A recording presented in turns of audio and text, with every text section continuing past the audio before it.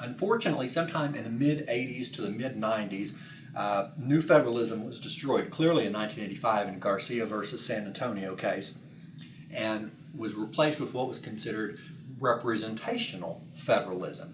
And Garcia was where a determination on how the states actually performed their duties could be dictated by the federal government. Horrible decision, but it allowed the federal government to take on a role as not just a guiding hand, but dictating to the states how some of purely local activities could be carried out. I believe in Garcia it was actually pay for municipal workers, how much they had to be paid. And so what we had is this concept that, well, because the states have elected representatives in the House of Representatives and in the Senate, they're represented in federalism. And when the federal government does something, they've already had a say in it. The state has already had a say through its representatives. I think it's a tenuous argument. I think it's a specious argument, meaning fraudulent argument. But that was the argument that was made as a process of stripping the power away from the states. And that process, as I say, had begun basically with the 16th Amendment, which was the income tax, which allowed all the money to flow to Washington, and continued with the 17th Amendment, which stripped away from the states the right to declare who would be their senators, because you then had all the people of the state making the decision. Today, post-1995, excuse me, we really have a less clear federalism. It is uncertain how far the federal government is allowed to go. We've had a couple of good cases with U.S. versus Lopez that dealt with the federal gun-free zones, and U.S. versus Morrison, which was it allowed women who were victims of violent crime to sue under a federal law for monetary damages. I was never clear how either one of these things was something the federal government should be involved in. Both of them, carrying a gun at a school is a bad thing. I'm certainly not saying that, but that certainly seems like something within the purview of state government. Now, the federal government made this argument, and they said, try to imagine this reasoning. We are allowed to pass laws on things that affect interstate commerce.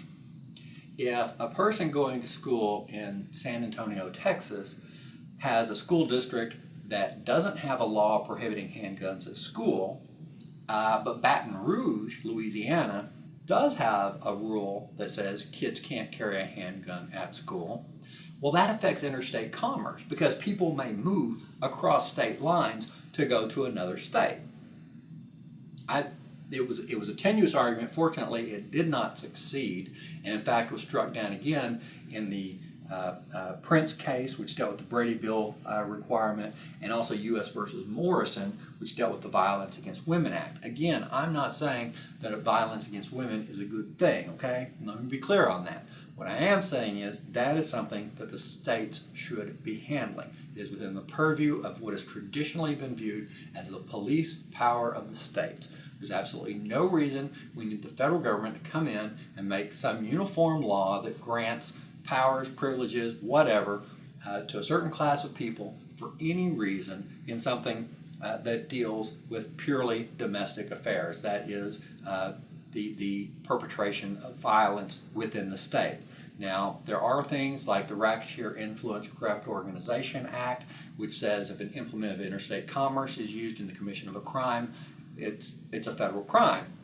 And the joke on that in the 80s was basically, if you made a decision to break the law and there was a telephone in the room, you had access to an implement of interstate commerce, so you had a RICO violation. And sadly, that's been kind of how the courts looked at it. Hopefully, in Lopez, Prince, and Morrison, we've seen somewhat of a retreat, and there is at least the chance that the federal government will draw greater restrictions and allow the states the rights that are inherent to it under the 9th and 10th Amendment. those amendments have pretty much been thrown away. There was an interesting case that came down against a municipal water district just a few weeks ago. It was right at the end of the June 2009 term, where a municipal water district, I believe it was, a utility district, a MUD, in Texas, wanted to move its polling place. And they said, well, you have to get the Justice Department to approve it because Texas is subject to the Federal Civil Rights Act. And there was a dissent written by Justice Clarence Thomas. And Thomas says, the problem I've got is the 13th Amendment, the 15th Amendment, which is the one that makes sure people are allowed to vote regardless of race, color, or creed.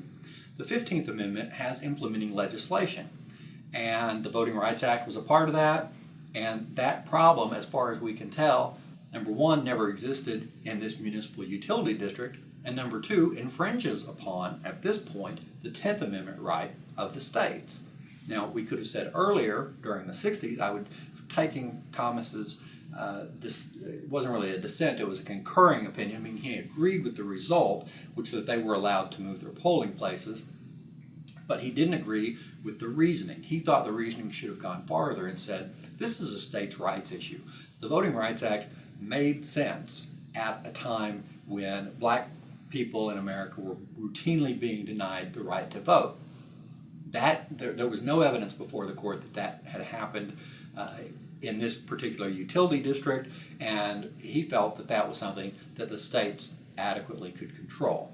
So it's a very interesting dissent, concurrent, and I commend it to you for reading if you're truly interested in federalism.